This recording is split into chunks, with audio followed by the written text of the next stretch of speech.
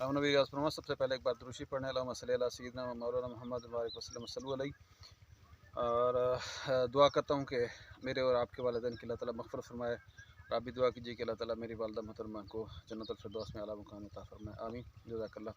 आज का टॉपिक है कि गंदम का गिरना कितना हद तक नुकसानदेह है, कब गिरती है, गिरनी चाहिए तो कितना उसमें नुकसान का ख़दशा होता है। तो इसमें गिरने के अवामिल एक अलहदा सब्जेक्ट होगा कि गिरने के अवामिल क्या हैं, गंदम गिरती क्यों है, उस पर हम अलहदा बात करेंगे। पहली बात तो ये कि इस दफ़ा गंदम का रेट अच्छा डिफ़ाइन हुआ है गवर्नमेंट की तरफ से। और अगला साल मैं ये बता दूं कि अगले साल इस दफ़ा अगर 70% राया गंदम थी और 30% राया था, अगले साल 95% गंदम की काश्त होगी, क्योंकि इस इक्वेशन में इस दफ़ा राया की भी कुछ प्रॉब्लम आ रही हैं, यील्ड की भी और रेट की। और गंदम का मुझे लग रहा है कि ये सीज़न 2 साल पहले जैसे मैंने कहा था कि बम्पर सीज़न होगा, इंशाल्लाह ये भी बम्पर सीज़न है। टेम्परेचर अच्छा जा रहा है, अगले 3-4 दिनों में 18 से 23 तारीख तक मौसम ठंडा हो रहा है। तो आगे गिरने के ख़दशात हैं। आगे जो 18 से जो ऑनवर्ड बारिशें हैं उसमें ख़तरा है कि गंदम गिर सकती है। तो गिरना जो है ना वो कब नुकसानदेह है। पहली बात, एक गिरने का स्टेप अगर गंदम बूर पर है, उसने बूर जब होता है ना, बूर उसने बाहर निकाला तो गंदम का आधा दाना ऑलमोस्ट बन चुका होता है। जब उस वक्त गिरती है तो वो नुकसान होता है। लेकिन उसमें कुछ वैराइटीज़ में ये पोटेंशियल होता है कि जैसे ही उसमें सिट्टे में वज़न नहीं होता, जैसे ही वो गिरती है, हमारे बहावलपुर की कुछ वैराइटीज़ हैं वो ऊपर जो है ना वो सिट्टा खड़ा कर जाती हैं। उस वक्त भी कुछ रिकमेंडेशन हैं कि यूरिया का छट्टा कर दें, कुछ स्प्रे हैं, फोलियर हैं, वो मैं उस पर अब उसका टाइम, क्योंकि आज मार्च के मिड में हम खड़े हैं तो उसका टाइम है नहीं कि हम बताएं कि जी ये कर लें वो कर लें। लेकिन उस वक्त जो गिरना होता है, अगर तो सिट्टे खड़े हो गए तो वो वेल एंड गुड, वो ठीक है, वो नुकसान होगा। क्योंकि नीचे वाले सिट्टे जो अंदर रह जाते हैं उनमें मसला आता है, वो जो है ना वो बाज़ औक़ात खड़े नहीं होते। कुछ हद तक हम 1/4 कहें, कुछ ना कुछ सिट्टे जो है ना वो सीधे नहीं होते, लेकिन जो सीधी हो जाती है उसमें दाने की फिलिंग हो जाती है। बाद में एक मरहला आता है दरमियान वाला, जब दाना तकरीबन बन चुका होता है, उसकी दूधिया हालत नहीं बनी होती लेकिन वो दाना शेप में मुकम्मल हो चुका था। उस वक्त जब गंदम गिरती है तो ये वो फरवरी आखिर कह लें, मार्च शुरू कह लें, उस वक्त जो गंदम गिरती है उसमें वज़न होता है, वो गिर के फिर खड़ी नहीं होती, उसका नुकसान होता है। उसका नुकसान हम कह लें कि 1/3 तक भी पैदावार में पड़ सकता है। क्या होता क्या है कि उसमें जो दाना है वो बिल्कुल बारीक रह जाता है, 1000 ग्रेन वेट आपका डिस्टर्ब हो जाता है। प्लांट पॉपुलेशन तो पूरी हो गई आपकी।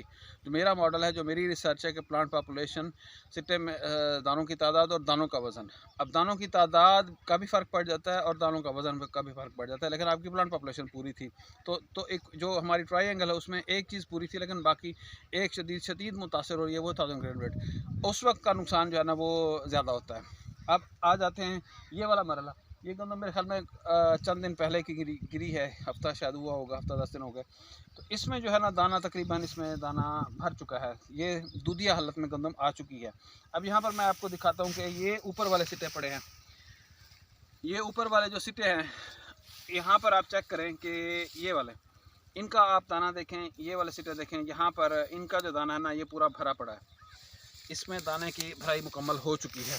ये देखें, ये चेक करें, ये दाना इसने ऊपर बैठ के गंदम ने यहाँ पर सिट्टा, चाहे जिस हालत में भी था, जिस एंगल में भी था, इसने दाने की भराई ये देखें मुकम्मल कर ली है।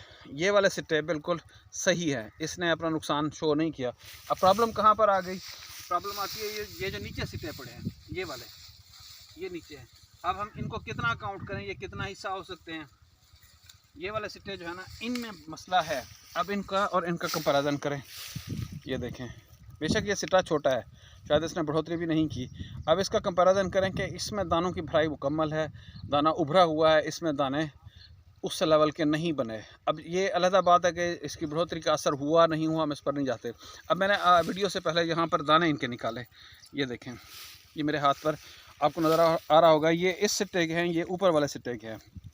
ऊपर वाले सिट्टे का दाना हेल्दी है, मुकम्मल बना पड़ा है, और ये है नीचे वाले का। अब ये देखें, ये पीला हो गया, पिचका हुआ है, बिल्कुल बारीक है अभी भी। जब ये सूखेगा तो ये चावल से कुछ बेहतर दाना हम कह सकते हैं, श्रिंक्ड होगा। तो ये अंदर वाले सिट्टे हैं, अंदर वाले सिट्टे के मुकम्मल दाने ऐसे हैं।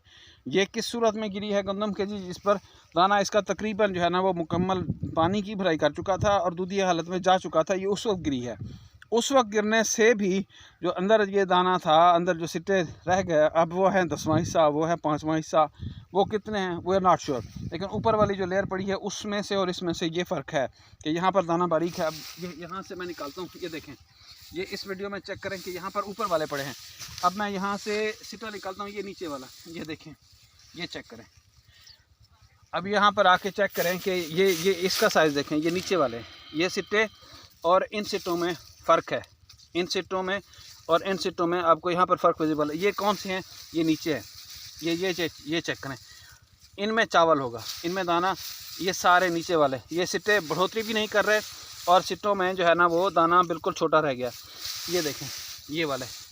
अब इसका और मैं फिर कहूँगा इसका कंपैरिजन करें, कितना फ़र्क है दानों की भराई का। ये मोटे हो चुके हैं, अब सिर्फ ये ऊपर वाले यहाँ तक, ये ऊपर वाले बेहतर है। अब उसके बाद ये जो नीचे वाले पड़े हैं ये सारे, अब हम नहीं कह सकते, कैलकुलेशन करनी पड़ेगी एक मुरब्बा फुट में कितने सिट्टे हैं जो नीचे हैं, क्या वो 1/3 हैं, आधो आध हैं, कितना हिस्सा, लेकिन ऊपर वालों की भराई पूरी है, नीचे वालों में फ़र्क है।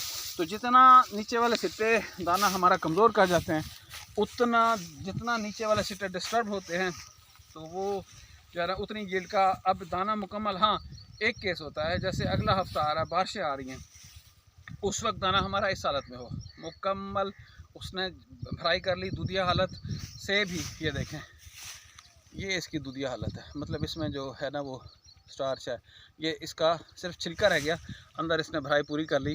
तो इस हालत में अगर गंदम खुदा न खास्ता अगले हफ्ते किसी की गिरती है तो उसमें ये होगा कि 2 साल पहले मेरा जिस फील्ड में 80 मन यील्ड आई थी, या उसमें चंद एकड़ में, लेकिन उसी फील्ड में सारे फील्ड की मेरी 70 मन यील्ड आई थी, वो 26 मार्च को एक तूफ़ान आया था, 2 रातों में वो गिर गई थी।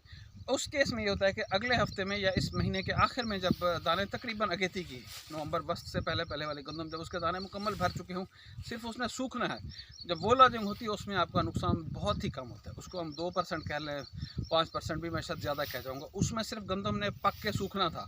अब वो जब गिरेगी वहीं पर सूख जाएगी। सिर्फ एक प्रॉब्लम आती है कि हार्वेस्टिंग मुश्किल हो जाती है लॉजिंग की वजह से, वहाँ पर आपको एक्सपर्ट बनना पड़ेगा। उस सूरत में आपको दिल बर्दाश्त होने की ज़रूरत नहीं है। अब इसका जो है गिरने का, ये हम एक अलग वीडियो में करेंगे कि गिरने के असबाब क्या हैं, कुछ नेचुरल हैं, कुछ हमारे हैं, कुछ वैराइटियल हैं। इस पर हम डिस्कस करेंगे कि इसको हम ये चीज़ें याद कर लें, अगले सीज़न में इसकी बेहतरीन रिप्लेसमेंट है छोटे कद की वैराइटीज़। हमारी रिसर्च में इस पर काम हो रहा है, मेरे फार्म पर कुछ छोटे कद की वैराइटीज़ लगी हैं, उसमें जब आप अच्छी खुराक देते हैं, छोटे कद से दरमियाने कद की, अभी इस हफ्ते में आपको मैं उनकी हाइट दिखाऊंगा, बेहतरीन है। उसकी रिप्लेसमेंट यही है कि आप छोटे कद की वैराइटीज़ ले आएँ और आगे आप खुराक भी अच्छी दें ताकि उनके लॉजिंग के मसाइल कम हों। Thank you so much. अल्लाह ताला आपके रिस्क में खैर व बरकत अता फरमाए। अल्लाह हाफ़िज़।